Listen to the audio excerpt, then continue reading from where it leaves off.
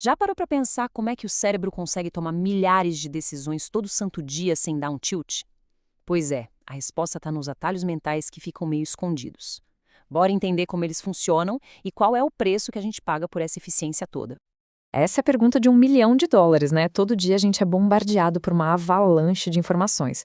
Como que o cérebro dá conta de processar isso tudo sem travar de vez? A resposta está numa série de truques geniais que ele foi desenvolvendo. Pensa só numa coisa bem do dia a dia. A gente bate o olho na janela e só pela cor e pela força da luz já tem uma ideia se é de manhã, de tarde ou de noite. Ninguém para fazer um cálculo astronômico. A gente só sabe. Pois é, isso aí é um desses atalhos em ação. Quer ver outro exemplo super comum? A gente olha para o rosto de alguém, para o cabelo, e num piscar de olhos já faz um palpite sobre a idade da pessoa. Não é um processo analítico, né? É uma impressão rápida, totalmente intuitiva. E olha, isso não serve só para percepção, não. Quando a gente planeja algo, tipo guardar dinheiro para uma viagem, muitas vezes usamos uma regra de bolso em vez de abrir uma planilha super complexa. É um jeito rápido de chegar numa decisão e seguir em frente. Ok, esses exemplos mostram os atalhos funcionando. Mas por que eles existem?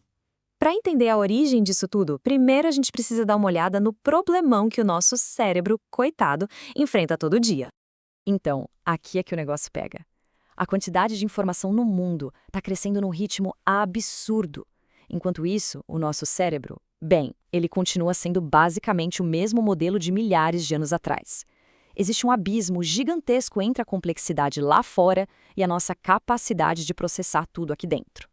E aí, como é que a mente resolve essa conta que não fecha? A solução não é ralar mais, é usar a esperteza. E é exatamente aqui que entram os atalhos geniais da mente. Uma sacada brilhante para um problema gigantesco.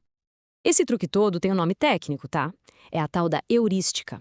Pensa nela como uma regra de bolso, um processo mental simplificado que ajuda a gente a chegar numa resposta que funciona e rápido, sem precisar analisar cada mínimo detalhe. E essa forma de pensar ficou super famosa por causa de um psicólogo chamado Daniel Kahneman.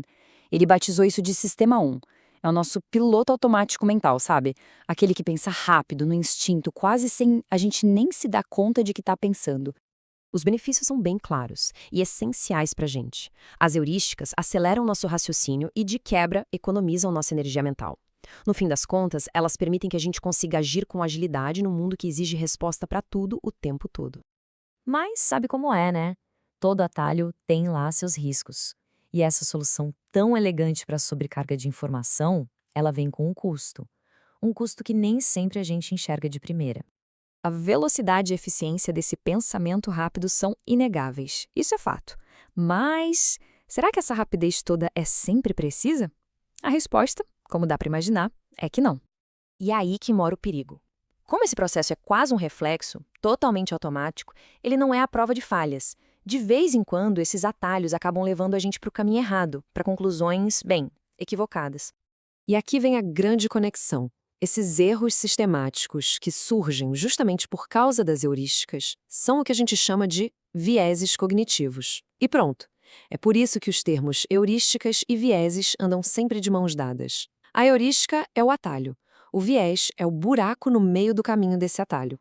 Para organizar essa ideia toda, os pesquisadores que foram pioneiros nisso identificaram 4 padrões principais nesses atalhos mentais. Entender essas categorias ajuda muito a gente a começar a reconhecê-los no nosso próprio pensamento. A maior parte do que a gente sabe sobre isso vem do trabalho simplesmente revolucionário de Amos Tversky e Daniel Kahneman.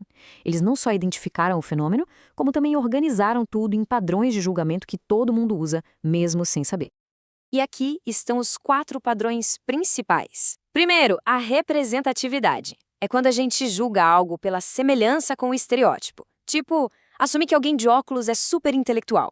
Depois, tem a disponibilidade, que faz a gente superestimar aquilo que vem mais fácil na memória. A gente vê uma notícia sobre um acidente aéreo e, de repente, fica com medo danado de voar. Terceiro, a ancoragem, que nos prende no primeiro número que a gente ouve, tipo o preço original numa liquidação.